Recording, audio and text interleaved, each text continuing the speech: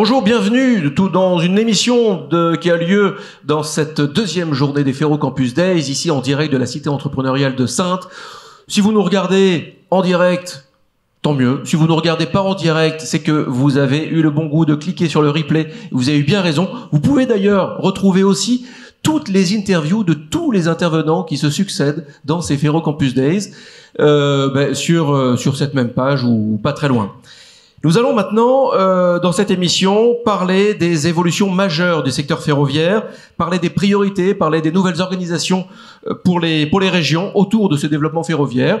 Inutile de vous dire, donc, c'est une conversation qui s'annonce vraiment cruciale, forte, importante. Et pour en parler avec nous, je vous présente Jean-Luc Gibelin, président délégué de la commission transport des régions de France et vice-président mobilité pour tous et infrastructures de transport de la région Occitanie. Bonjour Jean-Luc Gibelin. Bonjour. Et Renaud Lagrave. Renaud Lagrave, vous êtes vice-président chargé des transports en Nouvelle-Aquitaine. Bonjour Renaud Lagrave. En tant que président délégué des régions de France, est-ce que vous pouvez nous aider à planter le décor de la stratégie à la fois mobilité, mais la stratégie énergétique? C'est quand même très très relié pour les régions. En quelques mots, ce qui est une sacrée gageure. Oui, merci de le reconnaître. Peut-être d'abord commencer par le fait que Région de France et la présidente Carole Delga a marqué et lancé cette année 2024 avec la volonté de démontrer et d'avancer de manière significative sur l'amélioration de l'offre, sur un pas significatif en termes de décarbonation. Je pense que nous allons y revenir un peu plus dans le détail, mais je trouve que nous sommes deux régions vraiment en pointe sur cet aspect ici avec Nouvelle-Aquitaine et Occitanie. Et puis avec cette volonté aussi de porter la question du financement des mobilités, parce que il est important d'avancer sur ce qu'il faut faire. Nous voyons qu'il y a un monde industriel et entrepreneurial qui est très développé, qui est sur l'innovation, et c'est une bonne chose. Mais il faut derrière tout ça poser clairement la question des moyens. Et donc sur cette question des moyens, la question qui est posée à la fois dans le cadre de Région de France, mais c'est vrai aussi d'un certain nombre d'associations, je pense en particulier au GART, qui a un rôle très important sur la mobilité, c'est bien de s'engager de manière résolue sur un financement pérenne et dynamique, en particulier des régions, puisqu'aujourd'hui c'est la collectivité qui n'en a pas, de manière à pouvoir développer dans une dimension tout à fait nouvelle le report modal, parce que c'est ce qui est attendu des habitantes et des habitants de nos territoires, parce que c'est efficace sur la transition énergétique et que c'est bien d'en parler, c'est bien de l'annoncer, mais c'est quand même beaucoup mieux de le faire. Et donc pour le faire, il faut passer à cette étape-là. Donc ça, je pense que c'est vraiment un point important, et c'est important aussi de le dire avec les industriels, parce que les industriels, évidemment, eux ont leur propre dynamique économique, mais ils dépendent aussi beaucoup, en particulier les industriels du ferroviaire, de la commande publique. Donc, en la matière, la question du financement public du développement du ferroviaire est évidemment une question centrale. Merci Monsieur Gibelin. Renaud Lagrave, le ferroviaire, c'est, on le sait, une des priorités de la région Nouvelle-Aquitaine. C'est vraiment à la croisée des chemins entre pas mal de transitions, la transition énergétique, la transition écologique et l'innovation, bien sûr. Par quoi ça se traduit ici en Nouvelle-Aquitaine? Le micro marche. Non, je sais pas. Je vous donne celui-là, on sait qu'il marche. Hop. D'accord, là ça marche mieux. Oui, là j'entends quelque chose. Bien, bonjour d'abord à toutes et à tous. Effectivement, pour nous, le ferroviaire est une priorité, mais pas que. Parce que tout à l'heure, vous m'avez présenté comme vice-président de transport, non, mobilité. Et c'est important, vous avez raison. Au pluriel. Au pluriel. Pourquoi je vous dis ça? Parce que, en fait, moi j'ai le sentiment qu'on est en train on a franchi une petite étape il y a quelques années, et puis qui se transforme maintenant par une certaine maturité, qui est que, en récupérant les transports scolaires et interurbains, on est devenu des AOM qui parfois d'ailleurs s'ignoraient, mais qui maintenant sont une vraie réalité. Et une AOM telle que une agglomération, une métropole qui existe depuis maintenant 30, 40 ans, tous les débats qu'on peut avoir, nous, côté région, sur pas mal de sujets, aujourd'hui, moi, j'ai le sentiment qu'on arrive à un âge mûr, un âge certain, en tant qu'AOM, ce qui fait d'ailleurs que ça change les rapports qu'on peut avoir avec le reste des AOM. Ça change le rapport qu'on peut avoir avec les opérateurs de transport. Et ça fait tout simplement qu'on est en train, finalement, de poser des dynamiques sur le sujet qu'évoquait Jean-Luc il y a un instant, qui est de dire, grosso modo, aujourd'hui, on peut pas expliquer à nos concitoyens qu'il y a nécessité de participer à la transition énergétique, à la transition écologique sur le territoire si vous le faites pas vous-même. Ça veut dire qu'à un moment donné, les régions doivent mettre plus d'offres pour qu'il y ait plus de transport public. Et dès qu'on en met, c'est bizarre, hein, les gens prennent le train ou les cars. Et on a des taux de fréquentation qui avoisinent les 40-50% depuis 4 ans, au total, cumulé. Et donc, ce qui veut dire qu'à chaque fois qu'on met un peu d'offres, les gens prennent le train. La question, c'est est-ce qu'on va dire aux personnes qu'il faut que vous changiez votre mobilité s'il n'y a pas d'offres supplémentaires à l'avenir? C'est quand même le débat qui est devant nous. Donc ça veut dire qu'il faut que on mette plus de trains. Est-ce qu'on peut mettre plus de trains aujourd'hui? La réponse est non sur un certain nombre de voies s'il n'y a pas des travaux qui sont engagés. Donc on s'est engagé hors de nos compétences sur des travaux. Est-ce qu'on a aujourd'hui la nécessité de décarboner? Et vous pouvez pas demander à vos concitoyens de décarboner leur transport si vous-même, c'est un peu comme disait Coluche, j'avais un prof qui prétendait nous vendre de l'intelligence, il n'avait pas un échantillon sur lui. Bon, il y a aujourd'hui la nécessité quand même de dire, si on doit décarboner, on commence par nous. Donc l'écart pour les transports scolaires interurbains, donc on le fait tous au fur et à mesure, enfin avec plus ou moins de bonheur parfois, mais enfin on le fait. Et c'est le cas aujourd'hui pour les trains, on y reviendra certainement. Mais moi, je veux juste souligner le fait qu'aujourd'hui, l'élément, moi, qui me paraît extrêmement important, c'est que les régions sont maintenant AOM. Et elles doivent être considérées comme telles, y compris dans le partage du versement mobilité. Ou tout autre moyen possible pour l'alimenter. Pourquoi je dis ça? Parce que j'entends parler, moi, de plein de débats dans les AOM existants sur on va faire ça, on va faire ça, on va faire ça. Nous, on se pose même plus cette question-là. On sait pas ce qu'on va faire parce qu'on n'a pas de financement en face. Et pourtant, on fait les transports du quotidien. Ça n'a échappé à personne, hein. Le transport scolaire, c'est le transport du quotidien. Enfin, pardon, hein, on peut avoir un débat philosophique, enfin c'est quand même la réalité. Transport du quotidien en TER, transport du quotidien en ligne interurbaine. Donc je vois pas pourquoi on est exclu du... Donc c'est pour ça qu'il y a un moment donné, et Jean-Luc a eu raison de poser ce débat, aujourd'hui il faut qu'on soit considéré, on est considéré et on doit considérer que les régions sont des AOM comme les autres. Et elles ont droit à un financement comme les autres. Aujourd'hui, les recettes des régions, c'est le prix des billets payés par les usagers. C'est tout. Et ça suffit pas à couvrir tous les travaux. Écoutez, si ça suffisait, ça voudrait dire qu'on aurait des billets de train, si vous voulez, qui seraient pas au prix où on les fait. Il faudrait les multiplier par, je sais pas, 2000 ou 4000%. Bon, on n'est pas dans ce monde-là. Et puis, donc ça ne couvre pas, bien évidemment. L'usager paye à peine 24% de la réalité de son coût de transport quand il est en TER. Je vous parle même pas du car parce que là par contre c'est encore plus voilà. Donc une fois qu'on s'est dit ça, ça veut dire que tout simplement il faut qu'on soit considéré, et c'est ce qu'on demande au niveau de Région de France. Et c'est vrai que le lancement des assises de la mobilité qui a eu lieu au mois de décembre, qui a permis de poser un certain nombre de débats, fait qu'aujourd'hui tout le monde parle de mur d'investissement. Ouais. Il y a le mur d'investissement, mais il y a le mur de fonctionnement. Le mur de fonctionnement, si on fait ce que disent aujourd'hui beaucoup de spécialistes des transports, à savoir qu'il faut faire x2. Mais si on fait x2 sur le train, nous, il faut qu'on fasse x2 sur les lignes interurbaines qui sont en connexion. Ça veut dire qu'il faut qu'on fasse x2 sur d'autres modes de déplacement. Donc si on fait x2, c'est évidemment de l'investissement, mais c'est aussi du fonctionnement. Qui finance tout ça?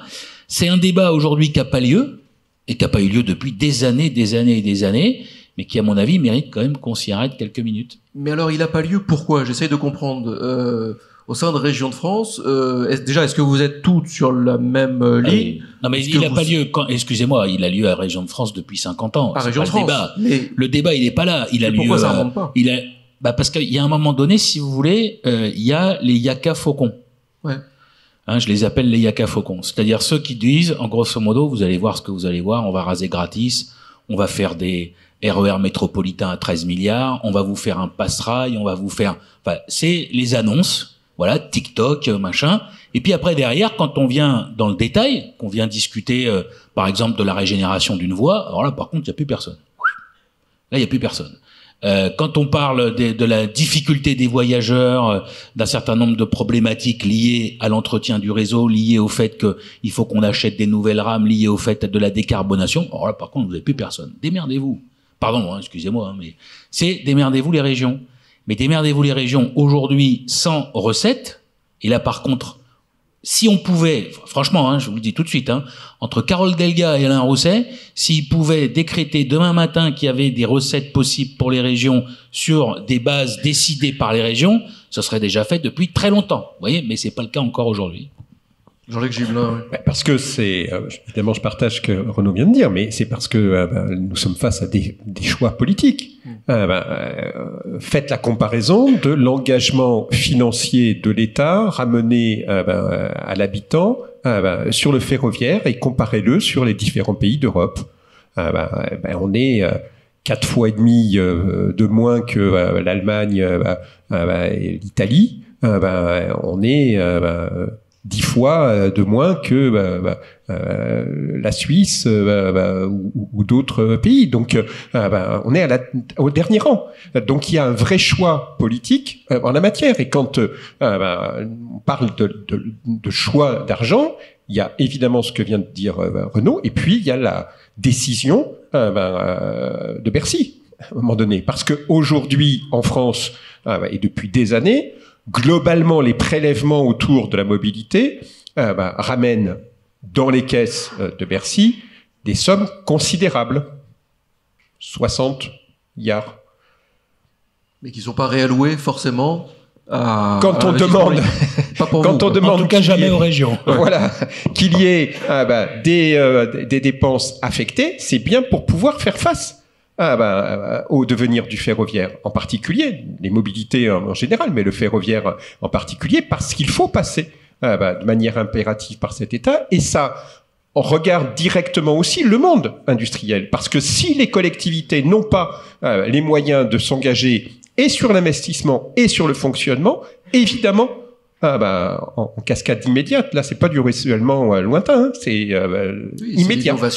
S'il n'y a pas le financement, il y aura pas les commandes publiques et donc le monde industriel en pâtira immédiatement. Donc c'est une question centrale qui ne peut pas être considérée comme en dehors des débats auxquels nous sommes évidemment amenés à participer maintenant. Je voulais juste essayer de comprendre. Là, effectivement, vous êtes, j'ai l'impression, entre le marteau et l'enclume. Peut-être que l'État vous dit, nous, en gros, alors, je sais pas s'ils vous le disent, est-ce qu'on peut vous financer? Ça, j'ai pas bien compris. A priori, non. Mais, à la rigueur, on pourrait, mais c'est quoi vos priorités? C'est quoi vos enjeux? Et vous, j'ai l'impression que vous leur dites, nos priorités, elles vont dépendre de ce qu'on a comme argent. Est-ce que je me trompe? J'ai complètement le droit de me tromper, moi. Oui, mais c'est même pas.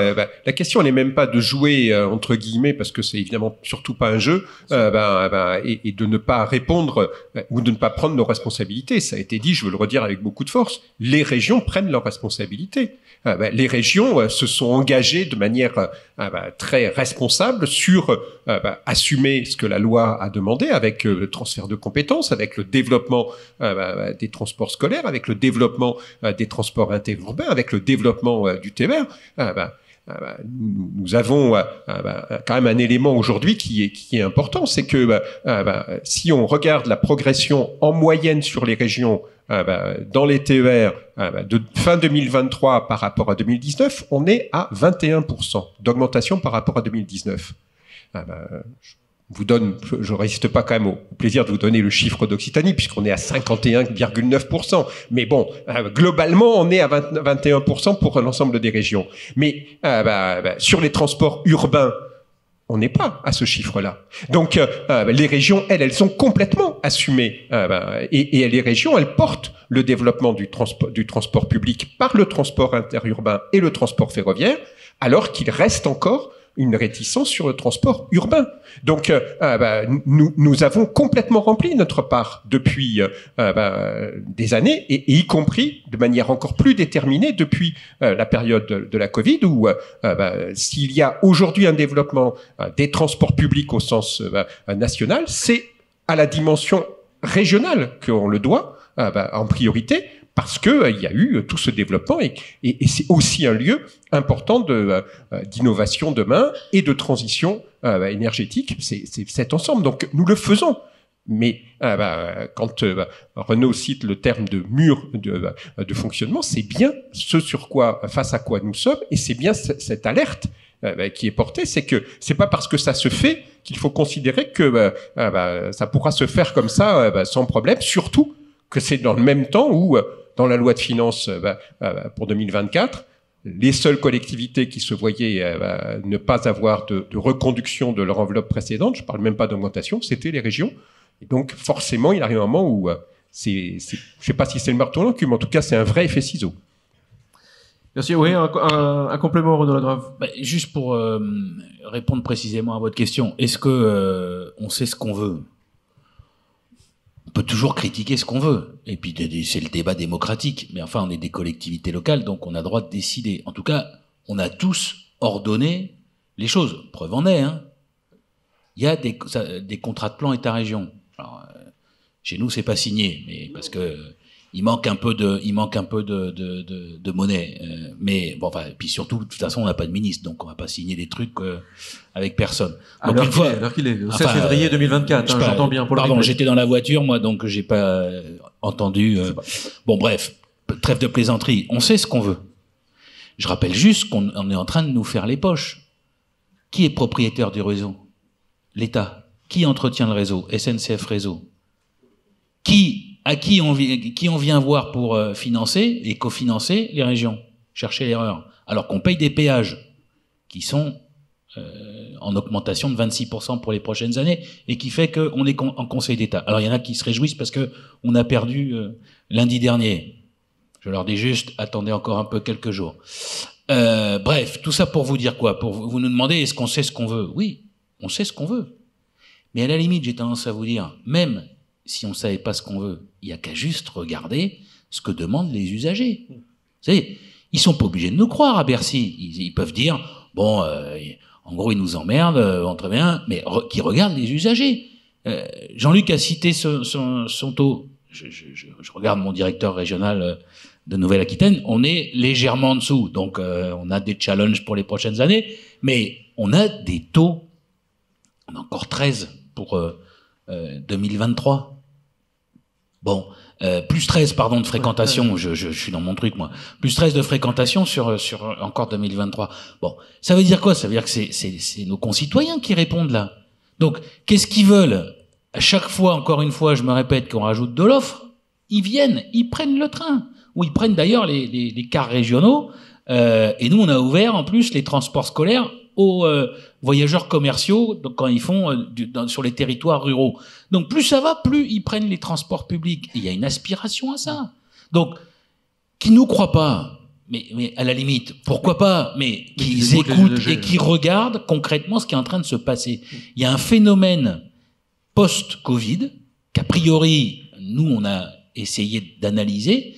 Je dis pas qu'on a tout compris, il faut être humble dans la vie. Mais enfin, en tout cas, ce qu'on a compris, c'est que moi, sur 750 trains qui se promènent toute la sainte journée, j'en ai 150 en surcharge. Surcharge égale plus 120% de voyageurs. D'accord ? Donc on se fait harponner parce que les gens voyagent dans des conditions qui sont pas les meilleures conditions du monde. Donc on a commandé des rames et par contre, on sait absolument pas derrière ce qu'on va pouvoir faire au regard justement des questions budgétaires. Et moi j'étais assez d'accord, pas sur tout, mais en tout cas sur ce point-là, avec enfin, je sais pas s'il sera renommé, mais enfin, le ministre tel qu'il était, où il disait loi de programmation ferroviaire. Et c'est important parce que Jean-Luc l'a dit, pour donner de la visibilité aux industriels. Faut avoir un plan. Si vous, alors, soyons modestes, hein, parce que le commissaire au plan, je crois pas qu'il s'occupe de ferroviaire. Je suis même persuadé que c'est pas le sujet. Mais une loi de programmation ferroviaire. Aujourd'hui, si vous avez une visibilité à 5, 10 ans, 7 ans, peu importe, mais au moins à plusieurs années, que vous dépendez pas des autorisations d'engagement de l'État qui sont envoyées aux préfectures de région tous les mois d'avril, je crois, de mémoire, et qui vous disent, bah, j'ai eu ça. C'est le loto, hein. On jette une pièce.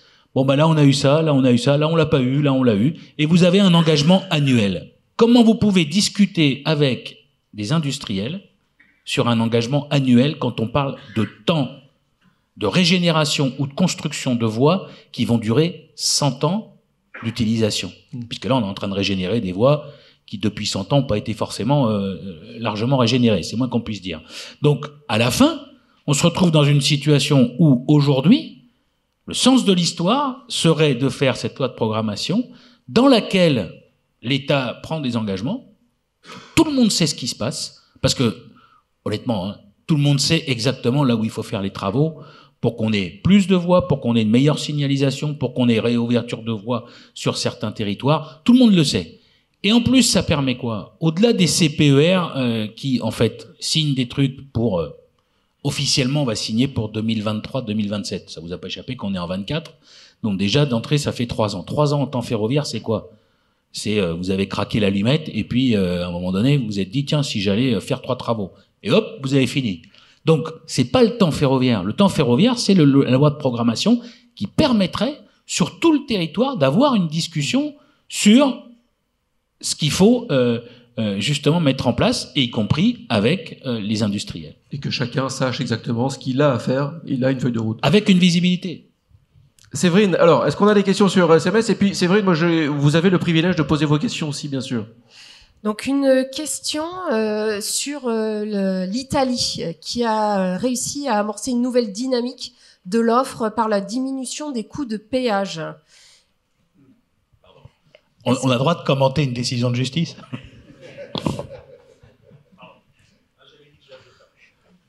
Donc moi je la ferai pas. Alors Jean-Luc Gibelin. Non, sur cet aspect, je pense qu'il faut pas le prendre sur la question coût du péage ou pas, puisque Renaud l'a indiqué tout à l'heure, et évidemment je le partage, c'est l'État qui reste le propriétaire du réseau, et il a confié à SNCF Réseau de le gérer pour son compte. En lui donnant les conditions dans lesquelles il doit faire la gestion, et avec y compris une règle d'or validée par le Parlement. Donc nous avons dans la gestion quotidienne évidemment des relations et parfois des difficultés avec SNCF Réseau, mais il faut quand même redire où se passent les décisions. Et là, en l'occurrence, la décision, elle se passe à Bercy. Une nouvelle fois, puisque c'est bien à cet endroit-là que les choses sont décidées. Et donc, par rapport à votre question, moi, je pense que c'est plus sur l'aspect de quel est le choix politique du niveau d'investissement dans le ferroviaire et dans les infrastructures mis par l'État, et jusqu'à quel niveau il veut aller, parce que quand l'Italie décide ça, c'est qu'en réalité, l'Italie va financer l'infrastructure. Donc, ça revient à la question de tout à l'heure. Est-ce que oui ou non, il y a une décision d'investir plus dans l'infrastructure ferroviaire, mais c'est vrai aussi pour les infrastructures fluviales, hein, par exemple. Et d'une certaine manière, c'est aussi vrai pour les infrastructures routières. Il y a besoin d'infrastructures pour les mobilités. On ne peut pas imaginer le développement des mobilités sans infrastructure. Donc cette question centrale de l'infrastructure, elle est vraiment vitale. Il faut qu'il y ait cette décision politique d'investir sur les infrastructures et pas de renvoyer vers l'usager sur l'idée c'est l'usager qui va le payer, parce qu'à ce moment-là on arrive à des prix de fonctionnement qui ne sont pas possibles. Juste pour que tout le monde comprenne bien le mécanisme, en fait les régions, quand elles font rouler les trains, payent des péages qui vont à SNCF Réseau. Nous, pour Nouvelle-Aquitaine, pour donner une idée, c'est 63 millions d'euros l'année dernière. Ça va passer à 85 millions dans 2 ans. Donc vous voyez, le taux d'augmentation, et c'est pour ça qu'on est au Conseil d'État. À quoi ça sert? Ça sert normalement à entretenir le réseau. Comme tout à chacun, quand vous prenez un autoroute, vous payez, en général, vous payez un péage. Donc ça veut dire que grosso modo, plus vous mettez de train, plus vous payez de péage. SNCF Réseau, depuis quelques années, a donc, comme disait Jean-Luc, respecte la règle d'or. La règle d'or, c'est quoi? C'est extrêmement simple. Il doit revenir à l'équilibre en 2024. Pour ça, il faut qu'ils trouvent des recettes. L'État leur dit, voilà, vous avez tant. Alors ils ont Royal au Bar, ils ont rajouté 500 millions d'euros par an depuis 2 ans. Et puis après, derrière, qu'est-ce que vous faites? Vous faites des économies. Donc ça veut dire que vous remplacez pas les départs à la retraite des cheminots, donc moins de travaux. Vous voyez un peu le circuit. Et ensuite, vous dites, tous les autres qui circulent là sur les péages, on va leur mettre une bonne tapée, de manière à être à l'équilibre. D'où le fait qu'on a les augmentations de péage pour revenir à l'équilibre. Qui dicte ça? L'État. Il n'y a personne d'autre, l'État. Donc, nous, on subit des augmentations de péage, là où en plus, on nous dit, mais allez-y sur les transports collectifs, mettez de l'offre. Donc, plus on met d'offres, plus on paye de péage. Voilà, c'est une ineptie totale. Ce qui s'est passé en Italie est très différent. C'est qu'à un moment donné, et Jean-Luc l'a très bien expliqué, il y a eu la baisse des péages pour qu'il y ait un choc d'offres. C'est pas besoin de sortir de Polytechnique, tout le monde a compris. Donc, plus vous mettez d'offres, moins vous payez de péage. Et c'est ce qui devrait y avoir lieu en France. Aujourd'hui, si on dit, et c'est pas moi qui l'ai dit en plus, c'est tout le monde le dit maintenant, mais à l'époque, c'est le PDG de la SNCF qui avait dit, il faut qu'on double. Allez, chiche. Mais si on double, ça veut dire le double des péages à payer. C'est insupportable au moment même où, justement, on nous demande plus de trains, et ce qui est, je crois, en plus le sens de l'histoire. Sur le financement, j'ose l'échelon Europe. Vous, par exemple, en Occitanie, vous avez une ambition qui pourrait se résumer en Airbus du ferroviaire, créer vraiment, structurer tout un écosystème autour du ferroviaire. Mais là, c'est directement l'échelon européen auprès de qui il faut aller sonner. Oui, bien sûr. La présidente Carole Delga a eu l'occasion à plusieurs reprises de dire combien elle était convaincue que sur le ferroviaire, à l'image de ce qui s'est passé sur l'aérien, l'expérience d'Airbus a démontré qu'elle a été efficace, qu'elle est efficace y compris pour l'économie de nos territoires, parce que c'est pas vrai qu'en Occitanie. Donc ça a vraiment du sens. Nous constatons aujourd'hui, au moment où on se parle, que l'Airbus du ferroviaire n'est pas lancé et n'est pas engagé, parce que ce n'est pas ce qui manifestement est souhaité aujourd'hui au plan européen. Ce n'est pas non plus manifestement ce qui est souhaité dans les directions européennes et mondiales des grands groupes. C'est pas parce que aujourd'hui ça ne voit pas le jour que ça deviendrait une mauvaise idée. Nous continuons de penser que c'est une idée tout à fait utile. Nous continuons de penser que l'Europe aurait un vrai intérêt et a un vrai intérêt à s'en occuper, parce que il faudra pas dans quelques années, peut-être quelques mois, verser des larmes de crocodile en disant qu'est-ce qui se passe? Il y a un constructeur chinois aidé par son État de manière massive qui vient et qui prend le développement de l'offre et le développement industriel sur nos territoires. Donc nous sommes cohérents et pour ne pas être demain dans une plainte qui serait faussement naïve, eh bien il est important de dire qu'il y a une autre solution. Et l'autre solution, c'est qu'il y ait la construction d'une réponse à notre sens de niveau européen, parce que pour faire face à un mondial, il faut être évidemment fort, et il y a un intérêt à ça, et surtout l'histoire encore actuelle de l'aéronautique nous démontre que c'est pas tout à fait une mauvaise idée puisque ça fonctionne. Donc, nous restons persuadés que c'est utile, mais c'est aussi ce qui nous amène à travailler ensemble. Renaud l'indiquait tout à l'heure pour nos deux régions. On aura l'occasion d'y revenir, mais nous continuons d'être à notre échelle sur des initiatives communes parce que nous sommes convaincus que ce monde du ferroviaire, il a besoin d'interlocuteurs de bon niveau au sens d'avoir une assise suffisante parce que c'est à la fois du temps long et c'est aussi du niveau d'investissement important. Loin des Yaka Faucon, quoi. Oui, c'est clair. Non, par rapport à l'échelon européen, moi je partage l'avis de Jean-Luc selon lequel il doit y avoir aujourd'hui beaucoup plus d'aide massive à l'innovation. Il y en a, hein. Il y a des choses, il y a des programmes, mais c'est vrai que à l'image de ce qu'il pourrait y avoir, de ce qu'il y a eu sur l'aéronautique ou sur d'autres thématiques, il n'y a pas le champion, quoi, qui permettrait, ou un consortium, hein, mais qui permettrait de donner une image par rapport, notamment, je parle vraiment sur les trains du quotidien. Bon, ça viendra peut-être. Et tant mieux d'ailleurs si ça vient. En tout cas, ce qui est sûr, c'est qu'au niveau des régions, nous, on est complètement ouverts à ça et à participer justement à ce type de choses. On essaye de porter des dynamiques. C'est le Ferrocampus pour la Nouvelle-Aquitaine, c'est bien d'autres sur d'autres territoires. Ça. L'Europe, par contre, moi je vous le dis comme je le pense, hein, aujourd'hui, elle est au rendez-vous d'un certain nombre de dossiers ferroviaires. Moi, autant l'État français est aux abonnés absents sur la réouverture de Pau-Canfranc, autant l'Europe dit, en gros, on y est. Sur la question de GPSO, en l'état actuel des choses, l'Europe, elle est là. Sur les débats aujourd'hui qui sont homériques sur plein d'autres sujets d'aménagement du territoire, on a l'Europe. Et parfois, l'État qui s'échappe en courant.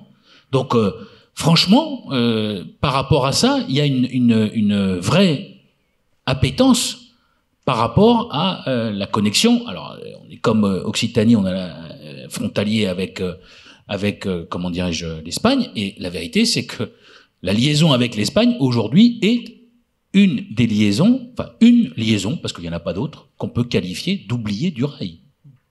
On a été les oubliés du rail. Rendez-vous compte, à Hendaye, ils arrivent avec l'écartement espagnol. Bon, tant vous dire que ça va arriver, hein, ils sont en travaux. Enfin, depuis combien d'années c'est le cas sur l'axe rhodanien pour aller vers l'Italie, l'Allemagne, le Luxembourg, la Belgique, enfin partout, sauf chez nous. Donc on a un vrai sujet qui est aujourd'hui honnêtement compris par l'Europe et qui nous permet d'avoir un certain nombre d'investissements et qui, pardon de le dire un peu comme ça brutalement, mais pousse l'État français à se bouger sur ces questions-là. Et c'est pas plus mal parce que pour le coup, si véritablement on n'avait pas l'Europe sur les infrastructures, je pense que l'État français il serait encore en train de regarder l'axe rhodanien sans se soucier de savoir ce qui se passe du côté du sud-ouest.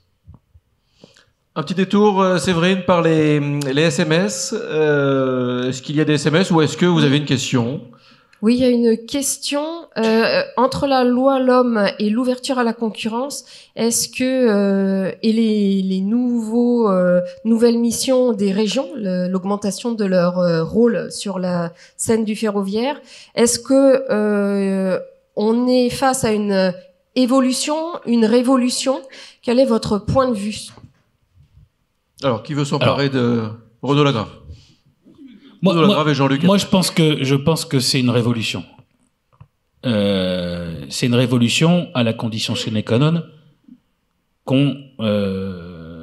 qu'on se dise tous collectivement, mais je pense que c'est le cas hein, d'une grande majorité des régions, qu'on est, et j'ai démarré par là, je le redis, que nous sommes des AOM. Et qu'on n'est plus interdépendants de je sais pas qui. Donc si on est des AOM et qu'on voit arriver la LOM, ça veut dire, oui, il y a un certain nombre de choses dans la LOM. Moi j'ai entendu, on a eu des échos avec Jean-Luc direction ministérielle qui disaient ah ouais mais la LOM elle est pas appliquée dans les régions. Bah, ils ont qu'à venir. Hein. On a même sorti un joli papier pour leur expliquer comment on avait fait. Bon, ils découvraient évidemment, ils sont perchés dans leurs appartements parisiens et ils viennent jamais regarder ce qu'on fait. La vérité c'est qu'on l'applique la LOM. Voilà, on a repris les compétences. Par rapport à la question de l'ouverture à la concurrence, pourquoi moi je pense que c'est une révolution? Ben, c'est qu'il y a des choix à faire politiques par les AOM. Je vais vous en citer deux. Le premier, c'est qui a la propriété du matériel ferroviaire. Petit détail technique. Les régions ont financé l'achat de toutes leurs rames. Nous, c'est 194, c'est à peu près la même chose côté Occitanie. À la fin, une fois qu'on les a payées, elles appartiennent à qui fait la maintenance et ainsi de suite. En l'état actuel des choses, hein, il y a 3 régions qui se sont réveillées sur le sujet. Et vous en avez 2 devant vous, hein, où on a créé une société publique locale qui reprend la propriété du matériel. C'est pas tout à fait la même option que ceux, et ça leur appartient, c'est leur choix, qui vont dire ce que j'ai payé, je le mets à disposition et puis advienne que pourra. À qui il appartient? À qui il appartient? Bon. Donc nous, premier choix, et ce qui est une révolution, hein, parce que pour le coup, là, on a mis un petit peu de, comment on va dire ça, gentiment, il a fallu un peu de débat homérique. Deuxième sujet, la distribution. Qui va faire la distribution? Une fois que vous aurez Pierre, Paul, Jacques qui sera dans votre région, et qui y est déjà d'ailleurs, hein, parce que il y en a plein, ils font déjà des trains, des cars, des trucs et des machins dans nos régions respectives. Qui va faire la distribution? Qui? L'usager va s'adresser à qui? Un coup à machin, un coup à truc, un coup à bidule? Et c'est pas possible. Plus les réseaux urbains, plus les réseaux cars présidentiels, plus tout ce que vous avez aujourd'hui qui circule dans nos régions. Donc une fois que vous avez dit ça, qui distribue? Nous, le choix il est fait. On a créé un syndicat mixte, Nouvelle-Aquitaine Mobilité, qui reprend toute la distribution de tous les opérateurs et de toutes les AOM de Nouvelle-Aquitaine. Fin du game. Le seul sujet qui nous manque, j'en profite, hein, pardon Hervé, c'est que pour l'instant, SNCF Connect considère que nous sommes une agence de voyage comme Havas, ou comme d'autres, je cite Havas, je pourrais en citer d'autres, vous voyez, le principe de l'agence de voyage, et qu'on serait des revendeurs d'Intercité et de TGV. Voilà. Donc, comme on a passé l'âge des caramels mous, on a évidemment refusé qu'on nous considère comme une agence de voyage. Donc, il y a match en ce moment. Je sais pas qui gagnera, mais enfin, il y a match. À la fin, ça fait partie de c'est 2 sujets concrets, hein, pas la galaxie mondiale et c'est 2 sujets concrets qui sont aujourd'hui sur le tapis et qui se posent aux régions. Dans la LOM, il y avait prévu qu'il y avait un MAS par région. OK? Nous, c'est fait. Dans la LOM, il y avait prévu plein de sujets, qu'il y ait des contrats opérationnels de mobilité. Nous, c'est démarré. Il y en a déjà une vingtaine sur les 53 qu'on a votés. Bon, enfin, la liste est longue comme un jour sans pain. Donc, là où je veux dire que, pourquoi je dis révolution? Parce que bien évidemment, par rapport à ce qu'on vit aujourd'hui, ou ce qu'on a vécu pour certains, puisqu'on avance quand même, c'est une révolution pour tout le monde. Non seulement pour les régions, hein, faut le dire, hein. Parce que c'est pas comme ça, d'un coup de baguette magique, qu'on décrète qu'on va reprendre la distribution ou la propriété des rames. C'est pas, ça, c'est l'orientation politique. Puis après, on passe dans les travaux pratiques. Je peux vous dire que ça prend du temps. Et puis, il y en a d'autres qui arrivent devant nous. Il y a d'autres sujets qui arrivent devant nous, sur lesquels, je pense, il va falloir que on puisse aussi considérer que nous sommes AOM, ce qui veut dire plus de moyens en tant qu'AOM, mais aussi plus d'exigences par rapport à tous les contrats qu'on peut avoir, que ce soit dans le transport ferroviaire ou dans le transport routier de voyageurs. J'ai bien un complément aussi. Oui, je partage l'analyse sur le fait qu'il y a eu de vrais bougets. Nous n'avons pas la même position sur la concurrence, mais ça n'a pas d'interférence sur ce qui vient d'être dit. Je poursuivrai sur ce qu'a dit Renaud sur le fait que derrière tout ça, ça veut dire une véritable montée en compétence des services, des services des régions. Et je pense qu'il faut le saluer. Il faut le saluer et rendre hommage à ce que ça a représenté, parce que quand on regarde avec un peu de hauteur, ça s'est fait sur un moment très court finalement. Et sur ce moment très court, il y a eu une véritable capacité technique dans les services des régions pour pouvoir être l'interlocuteur de tous les de tous ceux avec qui il faut intervenir sur les mobilités et en même temps d'être conseil des élus qui doivent prendre des décisions en la matière. Et ça, c'est quand même, de ce point de vue, ça a été une véritable révolution aussi parce que il n'y a pas si longtemps que ça, il n'y avait pas du tout ces moyens et ça ne s'est pas fait simplement en transfert d'une autre collectivité parce qu'il n'y avait pas d'autres collectivités qui l'avaient. Donc, il y a eu certes un travail de partenariat avec la SNCF et les SNCF ensuite, mais il y a eu vraiment une capacité à acquérir ce savoir-faire. Et puis, Renaud l'a dit rapidement, je veux en dire un mot de plus, mais le choix que nous avons fait, nos deux régions, de faire cette société publique locale pour la gestion du matériel, c'est un signe très clair de dire, eh bien, les régions, elles sont aussi capables de se donner les outils pour pouvoir être dans le jeu et de participer et de pouvoir maîtriser notre destin commun en se donnant les outils pour pouvoir être un véritable acteur de l'ensemble de ce qui sera décidé, avoir une société publique qui elle aussi monte en compétences, qui recrute du personnel pour pouvoir être l'interlocuteur à la fois des entreprises, mais aussi de pouvoir répondre à deux régions qui sont aujourd'hui dans cette SPL. Nous restons évidemment disponibles pour que d'autres nous rejoignent, et je crois que c'est le sens de l'histoire. Donc nous l'avons fait avant d'autres, mais peu importe, il y en a d'autres qui viendront, et ce sera aussi un élément important parce que de ce point de vue, ça a un côté quand même très original. C'est une structure unique qui est capable de faire des propositions différenciées sur les deux territoires, tout en le faisant en même temps. Ce qui est quand même quelque chose de tout à fait novateur et qui permet aussi d'être un lien efficace avec le monde de l'entreprise parce que du coup, quand c'est la SPL qui discute avec les entreprises, c'est une force qui représente deux régions de 12 et de 13 départements, de 6 millions d'habitants à peu près. Donc voilà, enfin ça commence à compter, c'est pas rien, et du coup ça permet d'être aussi un interlocuteur de qualité pour le monde industriel. Merci Monsieur Gibelin. J'ai envie d'ouvrir un petit peu ici, là, dans la cité entrepreneuriale à Saintes. Alors, vous avez les SMS, bien sûr, pour vous exprimer. Il y a peut-être des représentants d'autres régions qui sont présents, des directions techniques d'autres régions. N'hésitez pas à lever la main, si tant est que je puisse la voir, ou qu'on me dise qu'il y a une main levée. Et puis, nous pouvons prendre une question, une intervention, une réaction peut-être aussi, ou voire même une vision aussi en réponse aux questions posées. Autour de l'ouverture à la concurrence, par exemple. Alors, est-ce qu'il y a quelqu'un qui veut...